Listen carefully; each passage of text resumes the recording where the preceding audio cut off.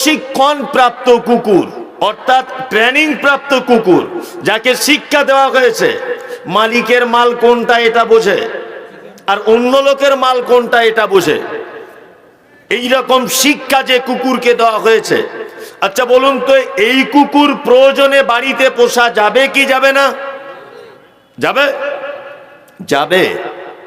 তার মানে শিক্ষার এত গুরুত্ব, শিক্ষা যদি কুকুরকেও দেওয়া যায়, ইসলাম ওই কুকুরটাকে বাড়িতে রাখার সমর্থন করছে। কি বলছি বুঝতে পারছেন? মানে শিক্ষার এত গুরুত্ব যে শিক্ষিত কুকুরও যদি হয়, ইসলাম তাকে সাপোর্ট করেছে, বাড়িতে প্রয়োজনে রাখা যাবে, অশিক্ষিত কুকুর রাখা যাবে না। আর একটা কথা আপনাকে বলি, এগুলো শুনলে আপনার ভালো লাগবে না হয়তো, কারণ আব্দুল সবুরের মতো আমার গলার ভলিউম নয়, ওই জন্য হয়তো মজা নাও লাগতে পারে। তবে সবার একটা আলাদা আলাদা স্বাদ আছেই, কিন্তু আলাদা আলাদা স্বাদ আছে। ওনার স্বাদ আলাদা, আমার স্বাদ আলাদা, আমার পরে যিনি আসবেন ওনার স্বাদ আলাদা, তাই না? আলাদা স্বাদ, আমারটা একটু কম আর কি। তা আর একটা কথা আপনাকে বলে রাখছি, সেটা হচ্ছে এই পবিত্র আল কোরআনে একটা মহান ব্যক্তির নাম আল্লাহ সুবহানাহু ওয়া তাআলা দিয়েছেন। শুধু নামটা দেননি, ওই নামে একটা সূরা পর্যন্ত দিয়ে দিয়েছেন, তার নাম সূরায়ে লোকমান। লোকমান নবীও ছিলেন না, রাসূলও ছিলেন না। দুটি মানুষের ব্যাপারে আমাদের একটু ভুল ধারণা আছে। লোকমানের ব্যাপারে আমরা অনেক সাধারণ মানুষ ভাবি যে লোকমান আলাইহিস সালাম তিনি নবী ছিলেন, অনেকজন ভাবি, কিন্তু উনি নবী নন। আর একজনকে খিজির, খিজির নাম শুনেছেন? ওই মুসা আলাইহিস সালাম হাঁটছিলেন, একটা লোকের সঙ্গে দেখা হলো, বিস্তারিত ঘটনার নাম কি? খিজির। খিজির নবী ছিলেন কি না এটা আমি আজও পর্যন্ত তদন্ত করে খুঁজে পাইনি, আজও পর্যন্ত পাইনি কোথাও যে নবী ছিলেন কিনা আদৌ। তবে হ্যাঁ, খিজির আলাইহিস সালাম একজন জ্ঞানী মানুষ ছিলেন, শিক্ষিত মানুষ ছিলেন, এ কথা চূড়ান্ত। নবী ছিলেন কিনা প্রমাণ পাওয়া যায় না। এবার আপনাকে আর একটা কথা বলি, এই যে লোকমান হাকিম বলে যে লোকটি, এই লোকটির বাড়ি হচ্ছে, এটা আমরা জানি যারা জেনারেল শিক্ষিত ভাইরা আছেন, যে দক্ষিণ আফ্রিকাকে বলা হয় দুর্ভিক্ষের মহাদেশ। খুব গরিব শ্রেণীর মানুষরা এই দেশে বসবাস করে। এখন অবশ্য নয় এটা, এখন মানুষ অনেক ডেভেলপ হয়েছে অর্থনৈতিক দিক দিয়ে। এই দক্ষিণ আফ্রিকার একটা শহরের নাম হচ্ছে হাবাসা, বর্তমানে যে জায়গাটার নাম হচ্ছে ইথিওপিয়া। এই হাবাসা আমরা অনেক সময় বলি না, হযরত বেলালের বাড়ি হাবশি দেশের মানুষ বলি না, তা জায়গাটার নাম হাবশি নয়, হাবাসা জায়গাটার নাম। এই জায়গাটায় রয়েছে হযরত বেলালের বাড়ি, এবং বাদশাহ নাজ্জাশীর ব্যাপারে এখানে একটা বিস্তারিত বড় ইতিহাস জড়িত আছে। আর দুই, এই জায়গাটা বাড়ি হচ্ছে কি, নাম তার লোকমান হাকিম। লোকটা দেখতে কেমন? লোকটার দেখতে হচ্ছে ঠোঁট দুটো কালো, ঝোলা, মাটির দিকে একটু নিচু ঝোলা। এখন আপনি আফ্রিকার মানুষদেরকে দেখতে পাবেন কালো কুচকুচ কুচকুচ করে। সাউথ আফ্রিকায় দেখে না ক্রিকেট খেলা, ঠোঁটগুলো কি নিচের দিকে ঝোলা, আর চুলগুলো পাখির বাসার মতো, তাই না? তার মানে এখানে একটা জিনিস বুঝে নেন, যে পরিষ্কার বলে, লম্বা বলে, টাকা বেশি আছে বলে, সম্পদ বেশি আছে বলে, তার মারাত্মক বিজনেস বড় বলে আল্লাহ সুবহানাহু ওয়া তাআলা তাকে সম্মান করেনি। সম্মান করেছেন একজন ঠোঁট ঝোলা লোক, দেখতে একদম মানে খারাপ, একদম পাখির বাসার মতো মাথার চুল, কালো কুচকুচে কালার। শিক্ষা অর্থাৎ জ্ঞানের কারণে এই লোকটাকে উচ্চ স্তরে পৌঁছাতে পৌঁছাতে আল্লাহ সুবহানাহু ওয়া তাআলা একেবারে কোরআন মাজিদের পাতায় পর্যন্ত পৌঁছে দিয়েছেন। তার মানে জ্ঞানী লোকেদের মর্যাদা আছে, আছে না নেই? হ্যাঁ। আমাদের সমাজ এত অধঃপতনে কেন বলুন তো দেখি? না, জ্ঞানী লোকের অভাব নয়, আমরা জ্ঞানী লোকেদের উপযুক্ত জায়গায় কাজে লাগাতে পারিনি। আপনাদেরকে একটা কথা বলছি, এটা দুনিয়াবি কথা। আমি মমতাজুল ইসলাম, আমি একজন বড় শিক্ষিত, খুব বড় শিক্ষিত। আপনাদের এবারে পঞ্চায়েত ভোটে আমি দাঁড়িয়েছি সিপিএম থেকে, আর গ্রামের একটা লোক ছিল অশিক্ষিত, কিছুই জানে না, ও দাঁড়িয়েছে তৃণমূল থেকে। বোঝানোর জন্য বলছি। আচ্ছা বলুন তো জিতবে কে? তৃণমূল। আমি এপারসিএস লন্ডন হলেও হেরে যাব। তার মানে আমাদের সমাজ এখনো পর্যন্ত উপযুক্ত শিক্ষিত মানুষকে উপযুক্ত চেয়ারে বসাতে পারেনি। উপযুক্ত চেয়ারে যখন বসাতে পারেননি, উপযুক্ত নিয়ম পদ্ধতির আশা করতে পারেন না। কেন আপনি অযথা সরকারকে গালাগালি করেন? কেন আপনি গালাগালি করেন সরকার মুসলমানদের বিপক্ষে? কেন? আপনি ভোট দেওয়ার সময় একবার বিবেচনা করেছিলেন যে আমি যাকে ভোটটা দিচ্ছি লোকটা কিছু জানে কি জানে না? আশ্চর্য ব্যাপার। তার মানে শিক্ষিত মানুষকে আমরা মূল্যায়ন করতে পারিনি। শিক্ষিত মানুষকে মূল্যায়ন কে করেছে? আল্লাহ করেছে স্বয়ং। শিক্ষিত মানুষকে সম্মান দিয়েছে পৃথিবীর সূচনা থেকে আল্লাহ সুবহানাহু ওয়া তাআলা। এইবার আপনাকে একটা কথা বলছি, প্রকৃতপক্ষে শিক্ষিত কে? এটা আমার সাবজেক্টের বাইরে বলছি, কিন্তু একটা কথা আছে বিদ্যা, আর একটা আছে কি শিক্ষা, তাই না? পৃথিবীতে বিদ্বান সবাই হতে পারে, শিক্ষিত সবাই হতে পারে না। বিদ্বান কাকে বলে? বিদ্বান ওই বিদ্যাকে বোঝানো হয় যে বিদ্যা শুধুমাত্র কণ্ঠস্থ করা যায়। সেই বিদ্যা অর্জনকারীর ভিতরে তার কর্মে, তার কথাতে, তার আচরণে কোনো রকমের ডিফারেন্স হয় না, পরিবর্তন হয় না। এইটার নাম হচ্ছে বিদ্যা। যেমন ছোটবেলাতে আমরা ক্লাস 5 একটা কবিতা পড়েছিলাম, আমি বেশি লেখাপড়া জানি না। ক্লাস 5 একটা কবিতা তখন পড়ানো হতো, কুমুদ রঞ্জন মল্লিকের মনে হচ্ছে কবিতাটা লেখা।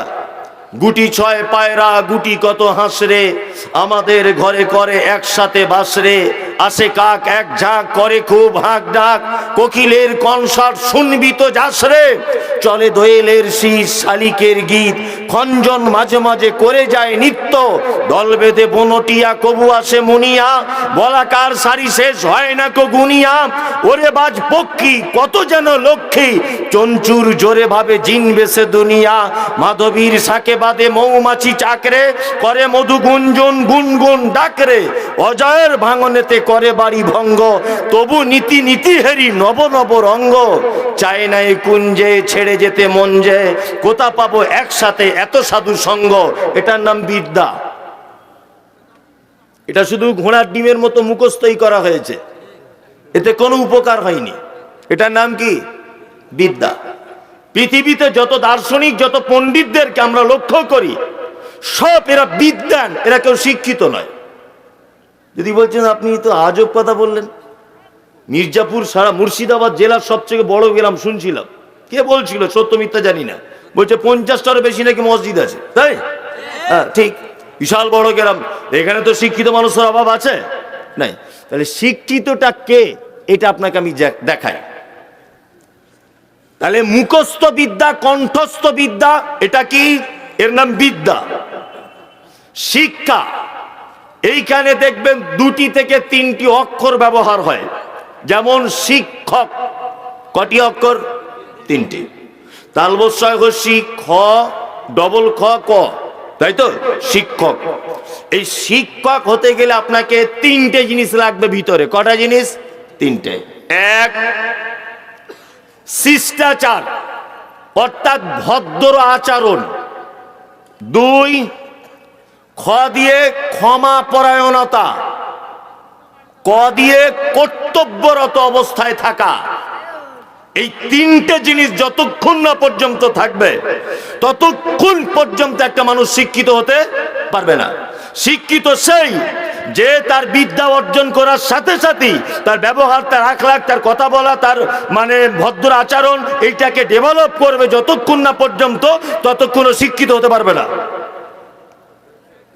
এবার আপনাকে একটা কথা বলি, তাহলে প্রকৃত শিক্ষিত হতে গেলে শিক্ষা 2 প্রকারের। কয় প্রকারের? কথা বলুন, কয় প্রকারের? 2 প্রকার। একটা হচ্ছে দুনিয়াবি শিক্ষা, একটা দ্বীনি শিক্ষা। দুনিয়াবি শিক্ষা কেমন এটা অবশ্যই দরকার আছে। এই শিক্ষা ছাড়া আপনি বাঁচতে পারবেন না। এই শিক্ষার দরকার আছে না নেই? মোবাইলে আপনি ফ্ল্যাশটা একটু বন্ধ করে দেন, লাইটটা। দুনিয়াবি শিক্ষার প্রয়োজন আছে না নেই? আছে। এবার আপনাকে একটা দুনিয়াবি শিক্ষা দ্বীনি শিক্ষা ডিফারেন্স দেখায়। আচ্ছা দেখবেন আপনাদের এলাকায় কোন একটা বিডিও অফিস আপনি গেলেন, বিডিও বাবু দেখবেন যে ঘরটায় বসে থাকে ওই ঘরে লেখা আছে নো স্মোকিং, ধূমপান করিবেন না। আচ্ছা বলুন তো বিডিও বাবু শিক্ষিত লোক না অশিক্ষিত লোক? শিক্ষিত, তাই তো? শিক্ষিত লোক, এটা আমাদের ভাষায় শিক্ষিত। তা বিডিও বাবুর ঘরেও লিখতে হলো ধূমপান করিবেন না, লিখতে হলো। তার মানে নয় বিডিও বাবুর অফিসে ঢুকে কেউ ধূমপান করেছিল, নয় বিডিও বাবু নিজে করে, আর নয় কেউ করার সম্ভাবনা আছে, এই কারণে এটা লিখতে হয়েছে, তাই তো? আপনি এসপি অফিসে যান, আইসি যে অফিসে থাকে, হেডমাস্টার যে অফিসে থাকে, যে জায়গায় যত বড় বড় অফিস সব জায়গায় দেখবেন লেখা আছে নো স্মোকিং, ধূমপান করিবেন না। এবার আপনাকে একটা কথা জানতে পারি, ধূমপান স্বাস্থ্যের পক্ষে ক্ষতিকারক না লাভজনক? ক্ষতিকারক। আচ্ছা বলুন, ধূমপান অর্থাৎ বিড়ি, আমি গোদা বাংলায় বলছি, বিড়ি খাওয়া, বিড়ি, আমি মমতাজুল ইসলাম, এটা যদি খুব ভদ্র আচরণ হয়, এখন আমি এখানে এক গ্লাস পানি পান করতে সবার সামনে পারবো কি পারবো না? পারবো। আমি যদি একটা বিড়ি কারু পকেট থেকে নিয়ে ধরিয়ে টানতে শুরু করি, এটা পারবো? পারবো না। আমি বিড়ি খাই ধরে নেন, তথাপিও আমাকে লুকিয়ে আড়ালে গিয়ে খেতে হবে। যে জিনিস জনসমক্ষে খাওয়া যায় না, মানুষের অগোচরে খেতে হয়, তাছাড়া অভদ্রতার পরিচয় দেওয়া হয় সমাজে, সেটা কখনো ভালো জিনিস হতে পারে না। এবার আপনাকে আমি বলছি, আচ্ছা পৃথিবীর কোন মাদ্রাসায়, কোন মসজিদে, কোন মক্তবে, কোন ঈদগাহে আপনি দেখেছেন মেন গেটে লেখা আছে ধূমপান করিবেন না? দেখেছেন? কেন থাকে না? কেন মন্দিরে লেখা থাকে ধূমপান করিবেন না? আমি অজস্র মন্দিরে দেখাবো আমি, আছে না নেই? গুরুদুয়ারে লেখা আছে ধূমপান করিবেন না। মসজিদে দেখেছেন লেখা আছে, মাদ্রাসায় নাই। কারণ কি বলুন তো? হ্যাঁ, এরাও কিন্তু শিক্ষিত। মসজিদ মাদ্রাসা যারা পরিচালনা করে এরা শিক্ষিত না অশিক্ষিত? শিক্ষিত। এবার আপনাকে বলছি, বিডিও বাবু শিক্ষিত আর মৌলভী সাহেব শিক্ষিত, এই দুটো শিক্ষিতের একটা ডিফারেন্স আছে। ডিফারেন্সটা কি? বিডিও বাবু যখন স্কুলে পড়তেন ক্লাস 7 বা 8, উনি যে বই বহন করতেন কাঁধে, যে ব্যাগটা, এই ব্যাগটার ওজন ছিল মিনিমাম 10 থেকে 12 কেজি। ভূগোল, ইতিহাস, গণিত, ইংরাজি, অমুক তমুক সাবজেক্টে শেষ নাই। একটা বইয়ের পৃষ্ঠারেও লেখা নেই যে জনসমক্ষে ধূমপান করা এটা অসম্মানীয় এবং ধূমপান স্বাস্থ্যের পক্ষে ক্ষতিকারক। একটা স্কুলের কোন সিলেবাসে লেখা নেই। আছে? নাই। পরের মাল না বলিয়া লইলে চুরি বলিয়া গণ্য হয়। স্কুলে পড়ানো হয় কি হয় না? হয়। হয় কি হয় না? হয়। পরের মাল না বলিয়া লইলে চুরি বলে সাব্যস্ত হয়। হয় কি? লেখা হয় কি হয় না? হয়। অথচ আপনি দেখতে পাবেন প্রায় সোশ্যাল মিডিয়াতে দেখা যাচ্ছে যে বাচ্চাদের যে অঙ্গনারী স্কুলে চাল চুরি করেছে ম্যাডাম দিদিমণি, শুধু ধরা পড়ছে। হেডমাস্টার বলছে 76 বস্তা চাল চুরি করে নিয়ে অন্য জায়গায় বিক্রি করে দিয়েছে। ধরা পড়ছে কি পড়ছে না? হ্যাঁ, ওনারাও কিন্তু শিক্ষিত। শিক্ষিত কি শিক্ষিত নয়? শিক্ষিত। আচ্ছা মাদ্রাসায় কেন এগুলো লিখতে হয় না?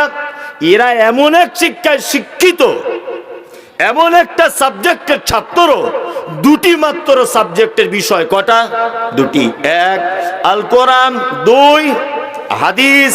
এই দুইটি মাত্র সাবজেক্টের উপরে ডিপেন্ড করে। মানব দেহের জন্য ক্ষতি করে, অসামাজিকতা, চুরি হারাম, সুদ হারাম, ঘুষ হারাম, ব্যভিচার হারাম, পর্দা বাধ্যতামূলক, সব কিছু সামাজিক রীতিমালাগুলি এই দুটো সাবজেক্টের ভিতরে আছে না নেই? আছে। কঠিন ব্যাপার। চলুন আল্লাহ সুবহানাহু ওয়া তাআলার ভাষা শুনে এবার শিক্ষিত কে। আল্লাহ তাআলা বলছেন কুল হাল ইয়াস্তাবিল্লাযীনা ইয়ালামুনা ওয়াল্লাযীনা লা ইয়ালামুন। নবী আপনি বলুন, যারা জানে আর যারা জানে না এরা কি সমান? আচ্ছা বলুন তো, এখানে কি জানার কথা বললেন? কি জানার কথা? কোরআন জানার কথা, তাই তো? অর্থাৎ যারা কোরআন মাজিদ জানে না আর যারা জানে এরা দুজন সমান হতে পারে না। আল্লাহ অন্যত্তরে আবার বলছেন, কুল হাল ইয়াস্তাবিল আমা ওয়াল বাসীর ওয়াদ যুলুমাতি ওয়ান নূর। নবী আপনি বলুন, যারা কোরআন জানে তারা চোখওয়ালা লোকের মতো, যারা কোরআন জানে না তারা চক্ষুহীন লোকের মতো, তার মানে তারা অন্ধ। এই জায়গায় আমার একটা কথা রয়েছে, কথায় রাগ করবে আমি জানি, তারপরেও আমাকে বলতে হবে, সমাজে মারাত্মক ক্ষতি হচ্ছে। এই মমতাজুল ইসলামের জায়গাটা ধরেছি, ওই জন্য বলছি, আমি অবশ্যই আমার ভিতরে আপনি কোনো ভুল দেখতে পেলে বলুন, আমি সংশোধন করতে আল্লাহর কসম 1 মিনিটও ভাববো না। আমাকে একটা বাচ্চা ছেলে যদি কেউ বলে আপনি হাদিসটা ভুল বলেছেন, সঙ্গে সঙ্গে বাতিল করে দিব। 1 মাস আগে এক জায়গায় বক্তব্য রাখতে গিয়ে বলেছি, যার গীবাত আসাদ্দু মিনাজ জিনা, গীবত করলে জিনার থেকে ভয়াবহ পাপ, এটা বলেছি। আমাকে একটা লোক SMS করে বলছে, একটা মাদ্রাসায় পড়া ছেলে, হুজুর বলতে লজ্জা লাগছে তবুও বলছি, যে হাদিসটা আপনি বললেন এই হাদিসের সানাদ দুর্বল। আমি সাথে সাথে ওকে আবার ব্যাকে কল করে বললাম যে তোমার জন্য যতদিন বাঁচবো দোয়া করব, তুমি আমার সঠিকটা ধরিয়ে দেওয়ার কারণে। আরে ভুল সংশোধনও অপমানও নেই, সংকোচও কিছু নেই, ভয়েরও কিছু নেই, লজ্জারও কিছু নেই। ভুল সংশোধনে রয়েছে সফলতা, চরম মর্যাদার সফলতা, চরম মর্যাদার চরম শিখরে পৌঁছানো যায় ভুল সংশোধন করে নিলে। অবশ্যই আপনি আমাকে স্টেজ থেকে নামলে বলুন যে আপনি এই জায়গাটা ভুল বলে দিলেন, আমি এক্ষুনি মেনে নেব, কোনো তর্ক বিতর্ক জড়াবো না। তবে আপনাকে এই কথাটা বলবো যে ভাই ভুলটা কোন জায়গায় একটু বলে দেন ভালো করে, এতটুকু বলবো। আমাদের সমাজে একটা মারাত্মক রোগ চলছে, রোগ দেখুন তো আপনাদের চোখে রোগ মনে হয় কি না? আল্লাহর ভাষা হচ্ছে যারা কোরআন জানেন এরা অন্ধ। কি অন্ধ? এবার আপনাদেরকে বলছি, আমি অন্ধ লোক, চোখে দেখতে পাই না। আমার হাতে একটা 5 ব্যাটারি লাইট দেওয়া হলো, আর বলে দেওয়া হলো যে এই লোকগুলোকে তুমি এখান থেকে বেলডাঙ্গায় হাঁটিয়ে হাঁটিয়ে মাঠের রাস্তা দিয়ে নিয়ে যাও। আচ্ছা বলুন তো, আমার হাতে লাইট আছে, আমি অন্ধ, বলুন তো আমি ঠিক গন্তব্য পর্যন্ত পৌঁছাতে পারবো? পারবো? পারবো না। কারণ আমার দিনই বাকি, আমার রাতই বাকি। কি বললাম বুঝলেন? আমার লাইট কোনো কাজ করবে? কোনো কাজ করবে না। আমাদের যে সমস্ত নিজামিয়া মাদ্রাসাগুলি আছে, এরকম শিশু মাদ্রাসা, হাফিজিয়া, কোরআনিয়া যত মাদ্রাসা আছে, এই মাদ্রাসাগুলোর ডিপার্টমেন্ট অর্থাৎ চালানোর দায়িত্ব এমন এক শ্রেণীর মানুষের হাতে আমরা তুলে দিয়েছি যারা কোরআনের ভাষাতে অন্ধ, হাদিস কোরআন কিছুই জ্ঞান নেই, অথচ এইরকম একটা লোককে আমরা মাদ্রাসার একটা বিশাল বড় দায়িত্ব দিয়ে দিলাম। আশ্চর্য ব্যাপার। আর এখান থেকে তো মানুষকে দিনের আলো দেখাবে, আলো দেখাবে না? আলো দেখাবে। হ্যাঁ অবশ্যই মাদ্রাসার দায়িত্বে ওই লোককে রাখুন, মসজিদের দায়িত্বে ওই লোকটাকে রাখুন যে লোকটার ভিতরে রয়েছে হাদিস এবং কোরআনের যথেষ্ট পরিমাণ জ্ঞান, এই লোকটাকে রাখুন। এ কথাটা মজা লাগলো না, বুঝতে পেরেছি, তেঁতুলের মতো টক, কিন্তু কথা আমি যেটা বলেছি বাড়ি গিয়ে শুয়ে শুয়ে কাঁথা মুড়ি দিয়ে ভাববেন যে কি বলেছে। আমাদের সমাজের সব থেকে বড় এই জায়গাটায় ক্ষতি করেছে, বলছে মসজিদের সেক্রেটারি হয়নি বলে ওই মসজিদে আর নামাজ পড়তে যায় না, অন্য মসজিদে যায়। আমি জানি যে ভোটে না দাঁড়াতে পারলে লোক মন খারাপ করে, কারণ ভোটে দাঁড়ালে জিতলে কিছু মাল করি ঝেড়ে খাওয়া যায়। আপনাদের এখানকার পঞ্চায়েত প্রধানরা খায় না, আমাদের ওদিককার কথা বলছি না। এদিক বলে মারবে আমাকে, বাবা আমি অত বোকা লোক নয়, এদিককার লোক খায় না, অন্য অন্য দিকের লোক খায়, তাই তো? আমি জানি ভোটে দাঁড়ানোর জন্য পঞ্চায়েত হতে গেলে লোক মারামারি করে, হ্যাঁ আমি এবার দাঁড়াবো, না দাঁড়ালে কিন্তু মারপিট হয়ে যাবে। মসজিদের সেক্রেটারি হওয়ার জন্য এত মারামারি কেন? এখানে তো টাকা পয়সা ঝাড়াঝাড়ি ব্যাপার নেই, ও রাগ করছে মানে মালে গোলমাল। মাদ্রাসা মসজিদে কেন তলবিবাজি? ওকে দায়িত্ব নাই বা রাখা হলো, ও রাগ করবে কেন? তো আল্লাহর ঘর, দায়িত্ব না থেকেও তো কাজ করা যায়, ও তো নেকির উদ্দেশ্যে করবে। এই মুহূর্তে সমাজের সব থেকে বড় বিপদ সেটা হচ্ছে এই মসজিদে বিশেষ করে যারা দায়িত্বে থাকবে তাদের ইন্টারভিউ নিতে হবে যে আল্লাহর নবীর পদ্ধতিতে 2 রাকাত নামাজ পড়িয়ে দেখাও। কি বললাম বুঝলেন না? টাকা হয়েছে বলে, বড় শিক্ষিত লোক বলে মসজিদে এসে তুমি মসজিদের মানে করবে, দায়িত্ব পরিচালনা করবে। একটা ইমামের কতটা মর্যাদা, একটা মুসল্লির কতটা মর্যাদা, একটা মসজিদ কিভাবে পরিচালনা করতে হয় এই জ্ঞানটুকু তার থাকে না। এমন এমন লোক রয়েছে, ইমার্জেন্সি ইন্টারভিউ চালু করা হোক, শুধু বলছে ইমাম সাহেব রাখতে হবে মসজিদে, ইন্টারভিউ নেওয়া হোক। ইমাম সাহেবের ইন্টারভিউ ভালো লিখছে, এবার কমিটির ইন্টারভিউ চালু হবে। 2 রাকাত নামাজ আল্লাহর নবীর সুন্নত পদ্ধতিতে পড়ে তোমাকে দেখাতে হবে।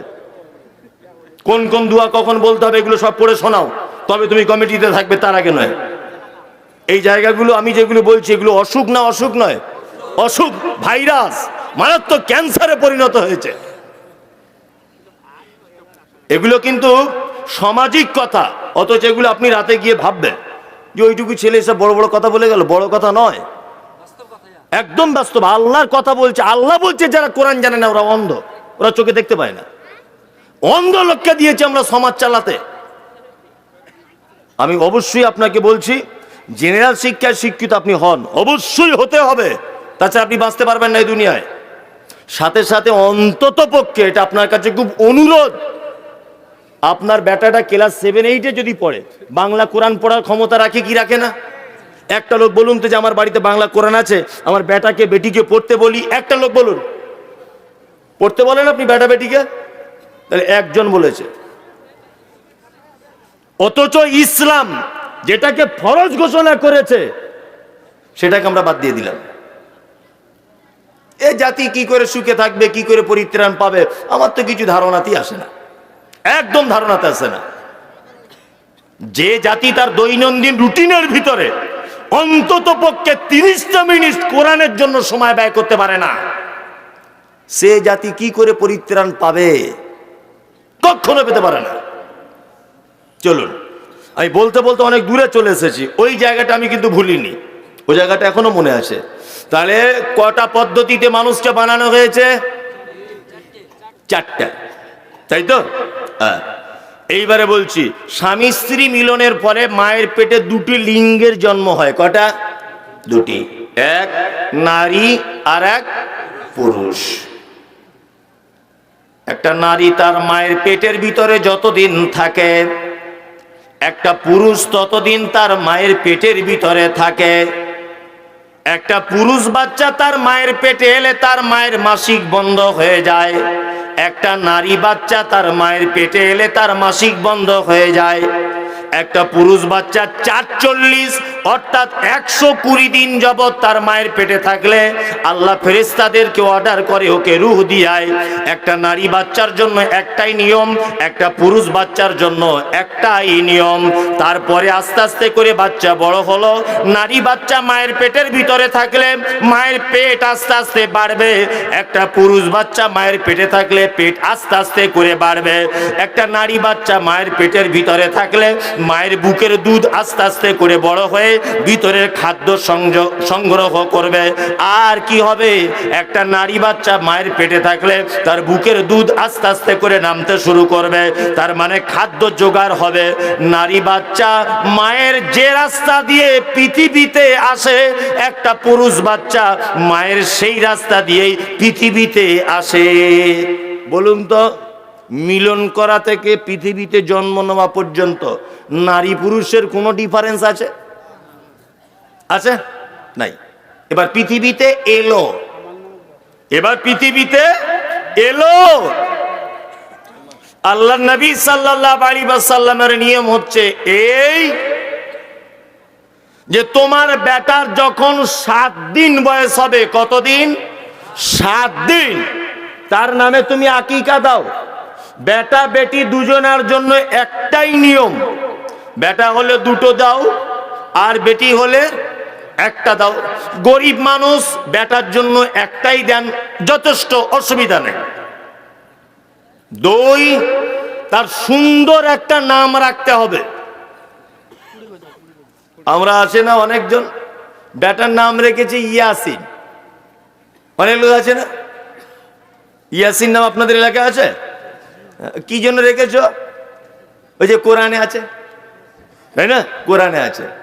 আর আল্লাহ রাসূল বলছেন যে নামের কোনো অর্থই নাই, অর্থহীন কোন শব্দ দ্বারা নাম রাখা যাবে না। ইয়াসিন, এটা আল্লাহর নবীও জানতেন না, সাহাবা একরামগণ জানতেন না, আপনাদের মাদ্রাসার কোনো আলেম জানে না। মানে এই শব্দটার কোনো মানে নেই, আল্লাহ বেহেতার জানে। অথচ বেটার নাম রেখে দিয়েছে মোহাম্মদ ইয়াসিন। রাখছে কি রাখছে না? কোনো অর্থ নেই। আল্লাহর নিকটে সব থেকে প্রিয় নাম কি? আব্দুল্লাহ আর আব্দুর রহমান।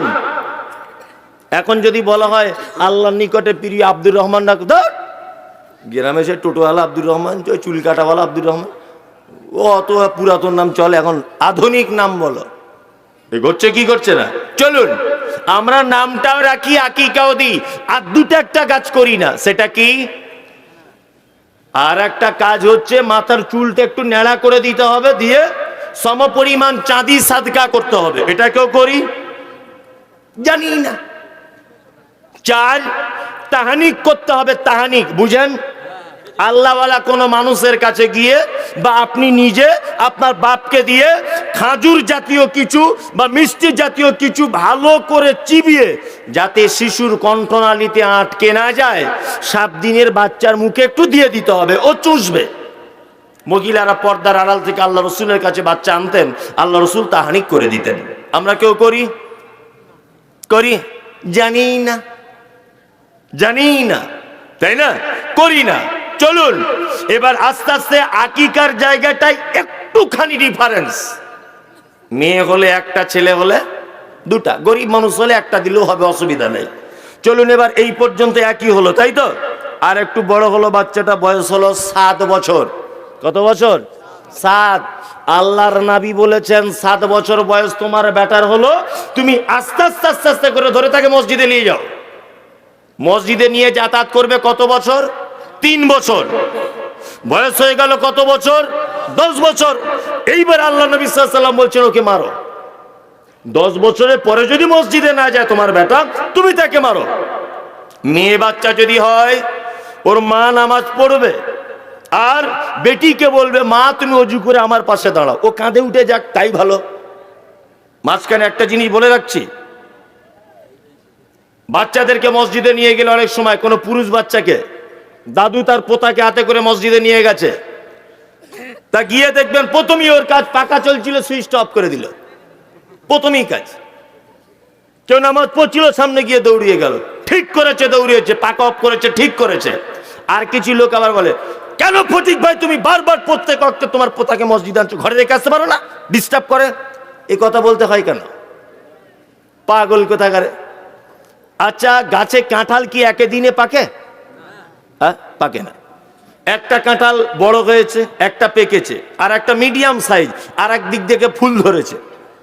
এখন যেটা পেকেছে ওটা যদি জুত করে খেয়ে নিয়ে, যেটা ফুল ধরেছে ওটা যদি ভেঙে দেন, তাহলে আগামী মাসে আর কাঁঠাল খেতে পারবেন? পারবেন না। তা ওর পোতাকে নিয়ে যে মসজিদে গেল, ও একটা ছোট্ট ফুল মসজিদের জন্য, আগামী দিনের জন্য ফুল ফুটছে, আপনি ওই ফুলটাকে কেন নষ্ট করছেন? কেন? একদম নয়। ও কাঁধে উঠে যাক, আপনার নামাজ পড়তে পড়তে আপনার পোতা, আপনার বেটা কাঁধে উঠুক, আবার কাঁধ থেকে নামিয়ে আবার দাঁড়ান, ও অভ্যস্ত হোক। চলুন আস্তে আস্তে করে 10 বছর দুজনারই বয়স হলো, নারী আর পুরুষের। এতক্ষণ সব একই ছিল, তাই না? একই ছিল তো। চলুন এইবার ইসলামিক দৃষ্টিকোণে নারীদের আর পুরুষের কিছু কিছু জায়গাতে একটু ডিফারেন্স আছে, একটু মানে অনেকটাই। আমি বলেছি ইসলামে নারীর মর্যাদা কতটা, এটা বলবো।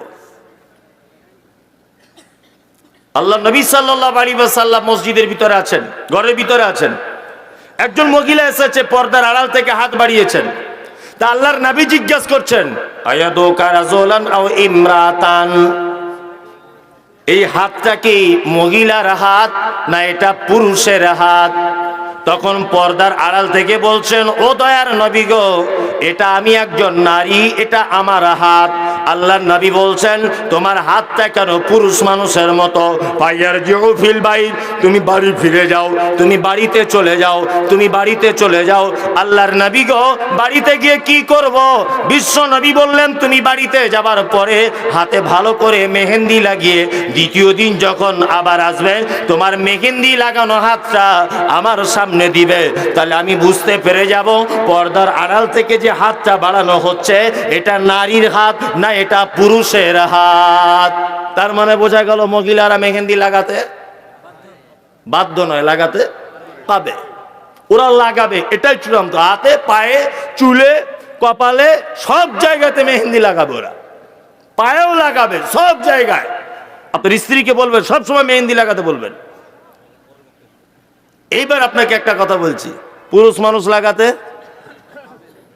হবে? লাগাচ্ছে এখন?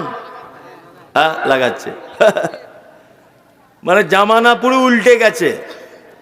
এখন আমরা স্কুলের সিলেবাসে পড়েছি দুটো লিঙ্গ, একটা নারী আর একটা পুরুষ। তবে স্কুলের সিলেবাসে এই শব্দটা বাদ দিয়ে লিখে দিতে হবে তিনটে লিঙ্গ। যদিও তিনটে বলা হয়, কেন আর একটা লিঙ্গ মাঝখানে থাকে জানেন তো? হ্যাঁ, ওটার নাম বলছি না, ট্রেনে ভিক্ষা টিক্ষা করে, হ্যাঁ, ওরাও একটা আলাদা লিঙ্গ, তবে আলাদা করা হয় না ওদেরকে, ওরা নয় নারী নয় পুরুষ। কিন্তু আমাদের এখন বর্তমানে কিছু ভালো যুবক যুবতীদেরকে দেখা যায় এরা যে কোন লিঙ্গের এটা বোঝা বড় মুশকিল।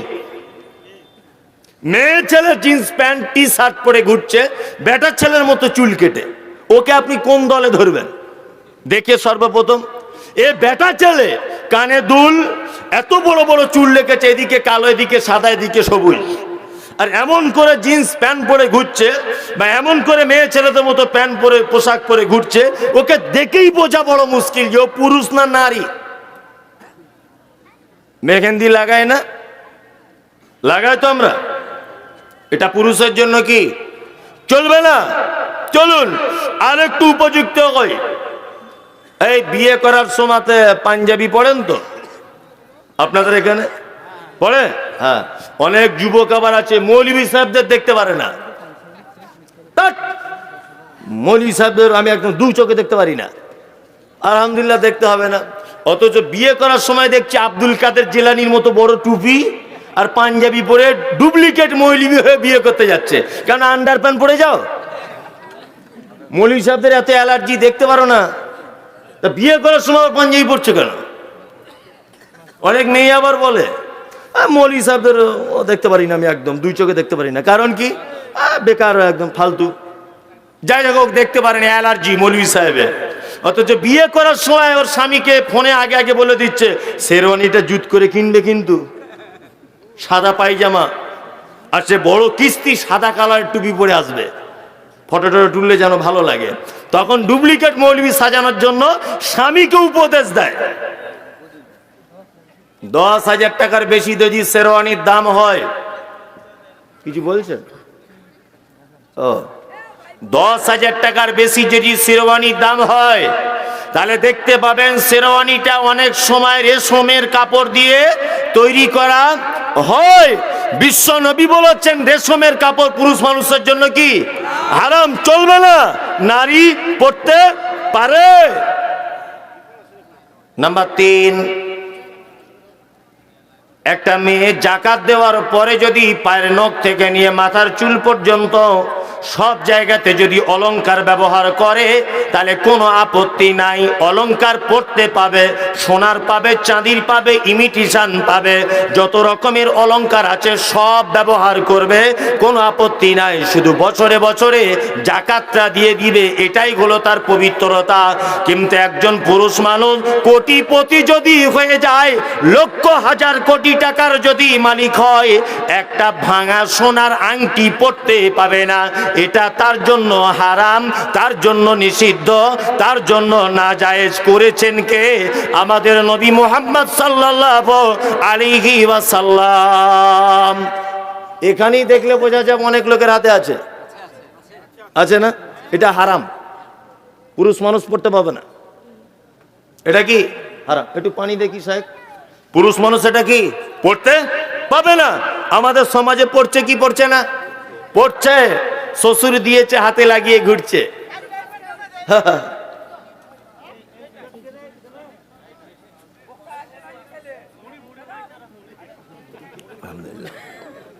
জি, সোনার অলংকার তাহলে কি পুরুষের জন্য হারাম, নারীর জন্য জায়েজ। এইবার আর একটা জায়গাতে আসি, মসজিদে জমাত শেষ, নারী পুরুষের ডিফারেন্স দেখাচ্ছি। মসজিদে জমাত শেষ,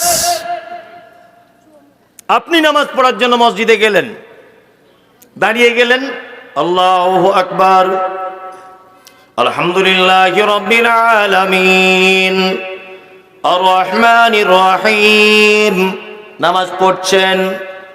আর একটা লোক সেও নামাজ পড়বে বলে মসজিদের ভিতরে ঢুকেছে। আচ্ছা বলুন তো, লোকটা দাঁড়াবে কোন দিকে? ডান দিকে দাঁড়িয়ে গেল। আর একটা লোক এসেছে, বলুন তো সে দাঁড়াবে কোন দিকে? বলছে বাঁ দিকে। না, তিনজন যখন হয়ে যাবে, ইমাম মাঝখানে দাঁড়িয়ে আর ইমামতি করার সুযোগ রাখে না।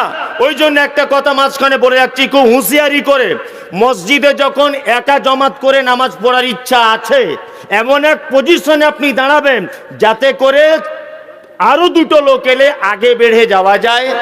আগে বেড়ে যাওয়ার জায়গা যদি না একান্ত পর্যায়ে থাকে, অন্তত পক্ষে তারা দুজন যেন পিছনে এসে দাঁড়াতে পারে, এই রকম একটা পজিশনে দাঁড়াতে হবে। তার মানে বোঝা গেল, তিনজন পুরুষ মানুষ করে একজন মাঝে দাঁড়িয়ে ইমামতি করতে পাবে না, আগে বেড়ে যেতে হবে। আগে জায়গা না থাকলে দুটা মুসল্লি তারা দুজন পেছনে চলে আসবে। এইবার একটা কথা আপনাকে বলছি, বলুন তো, একটা নারীরা যদি জমাত করে কোথাও যদি নামাজ পড়ে, আপনার বাড়িতে তিন বেটি আছে, এক আপনার বউ আছে, চারজন, তিন বেটিকে নিয়ে এরা চারজন জমাত করবে, কি করবে? আল্লাহর নবী বলেছেন আগে বেড়ে ইমামতি করতে পাবে না।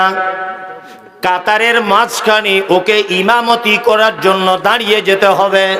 মহিলারা আগে বেড়ে ইমামতি করতে পাবে না, কাতারের মাঝখানে দাঁড়িয়ে ইমামতি করবে। এক জায়গায় একটু ডিফারেন্স হলো, এ আগে যাবে, ও আগে যাবে না। দুই, পুরুষ মানুষ ইমাম সাহেবের নামাজে ভুল হয়ে গেল, কি করবে? সুবহানাল্লাহ বলবে, তাই তো? আরে মহিলা যদি ভুল হয়, এইভাবে মারবে, তালি দিবে। তাহলে একটু ডিফারেন্স আছে না নাই? আছে। তাহলে নারী পুরুষের ইসলামিক বিধিবিধানে কিছু ডিফারেন্স আছে, তাই তো? চলুন এবার সম্মানের দিক দিয়ে নারী আর পুরুষের মধ্যে সব থেকে বেশি কম কার বেশি? না